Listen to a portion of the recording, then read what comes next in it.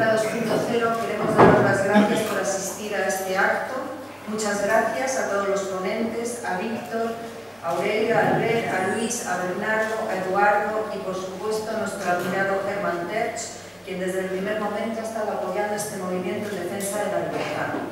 Gracias también a las 10 asociaciones que conforman Libertad 2.0 y, cómo no, a aquellas que se han ido sumando, como es el caso de la Plataforma Nacional por la Libertad Lingüística, cuyo presidente nos acompaña, o la Plataforma Cuba Democracia Ya, o la Plataforma Democrática de Venezuela.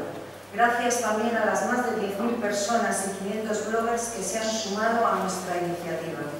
Gracias a todos aquellos que habéis estado durante esta última semana enviándonos decenas de correos de apoyo, de ánimo y de solidaridad. Me toca a mí, como portavoz de Libertad 2.0, explicar qué es lo que defendemos y qué objetivos perseguimos. Como todos sabréis, el Ministerio de Economía, a instancias del de Cultura, sin duda envalentonado por el trágala que supuso la ley del canon y porque casi todos los políticos no entienden el coste electoral que la medida puede llegar a tener, introdujo con nocturnidad, alevosía y pleno desconocimiento de las nuevas tecnologías una disposición final primera en ese cajón desastre llamado Ley de Economía Sostenible, mediante el cual sustraerá los conflictos entre particulares, cual es el caso, por ejemplo, de los pleitos entre las GAE y los internautas, al derecho civil y mercantil. Lo hizo, como no, para ponerse del lado de una de las partes, que es lo que suele hacer el Estado cada vez que interviene: otorgar privilegios, discriminar positivamente, si quieren, a unos en detrimento de otros.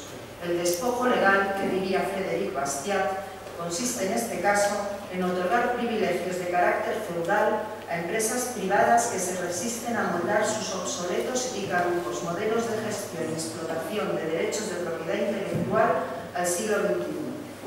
Por otra parte, el gobierno de José Luis Rodríguez Zapatero pretende crear la ley del pensamiento en Internet y lo hace con la aparición de la sección segunda, o SS, que no es una denominación mía, sino del gobierno, aunque creo que es una denominación de lo más aceptada. La SS será un órgano político compuesto por personas designadas por el Congreso de los Diputados que decidirán qué páginas web tienen derecho a existir y cuáles no. En la Venezuela de Hugo Chávez, los miembros de esta comisión serán directamente los diputados. Es evidente que en la Venezuela de nuestra amiga Marta Colmenares, que se ha querido adherir al manifiesto, no se disimula tanto, como tampoco se disimula tanto en Cuba. Joanny Sánchez, si la técnica no nos lo impide, entrará en directo en este acto y nos contará cómo está la situación de Internet allí. A partir de la LES, las GAE no deberán acudir a los tribunales, por lo que se librará de pagar las costas de procedimientos que hasta ahora iban perdiendo.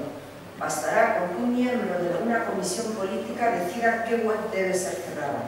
El Poder Judicial quedará sometido a la decisión de la Administración, limitándose los jueces a hacer cumplir una decisión administrativa, sin entrar en el fondo de la cuestión. Y es que a partir de la LES, la batalla ya no será entre las GAE y los internautas, sino entre la Administración y los internautas. La lesión de derechos fundamentales, como la libertad de expresión, deberá ser recurrida por aquellos internautas que tengan tiempo, ganas y dinero ante la Sala de lo Contencioso Administrativo de la Audiencia Nacional. Además, la LES no es más que una excusa amparada en los derechos de autor que los socialistas de todos los partidos siempre han querido liquidar por el mismo motivo por el que no les gusta la propiedad privada, para reintroducir la censura en nuestro ordenamiento jurídico y vulnerar la privacidad de las telecomunicaciones. Es el CAP hecho a medida para la red. Comportamientos como el intercambio de libros, discos o archivos que hasta hoy habían sido considerados no punibles o enlaces pretenderán ser sancionados por esta ley, como si todo Internet no fuera un gran enlace. Precisamente por ello, desde Libertad 2.0, anunciamos desde ya que de aprobarse la Ley de Economía Sostenible tal y como está, la primera medida que adoptaremos será presentar una denuncia ante la sección segunda OSS contra Google, el mayor portal de enlaces del mundo. Y veremos entonces qué hace la Administración. El Gobierno y sus comisarios deberán retratarse. Si cierran el acceso a Google, como en China, el carácter totalitario de la ley y sus impulsores habrá quedado evidenciado. Si no lo cierran, pero sí lo hacen con otras webs por contener enlaces, quedará claro que esta ley no es más que una ley de censura, en absoluto propia de un sistema que se dice democrático. Ya veremos, por otro lado, y creo que alguno de los ponentes incidirá en el asunto, en qué queda ese secreto o logia llamado acta que se está apañando de espaldas a la ciudadanía en la Unión Europea. Antes de terminar, quería dejar claro que Libertad 2.0 en la era postindustrial no niega la propiedad intelectual o los derechos de autor. Decía en 1964 la rusa Ayn Rand que las patentes y los derechos de autor son la implementación legal de la base de todos los derechos de propiedad, el derecho de un hombre sobre el producto de su mente, producto que es evidente nunca había existido sin su creador concreto. ¿Acaso alguien se imagina a las meninas en Velázquez? Podrán arguir, y lo hacen, que para pintar el cuadro son necesarios materiales, lienzos, pinturas, pinceles, materiales que se pueden obtener gracias al libre intercambio. Cierto, mas poseyendo todos estos materiales, las meninas sigue siendo el producto de la mente de un hombre, de un genio, de un solo hombre. Y es que, quede claro, no existe aquello que se llama mente colectiva. Y siendo las meninas producto de la mente de un hombre apellidado Velázquez, ¿podemos negarle a esta persona el derecho al producto de su mente, a su logro? Para nosotros la respuesta es evidente, no.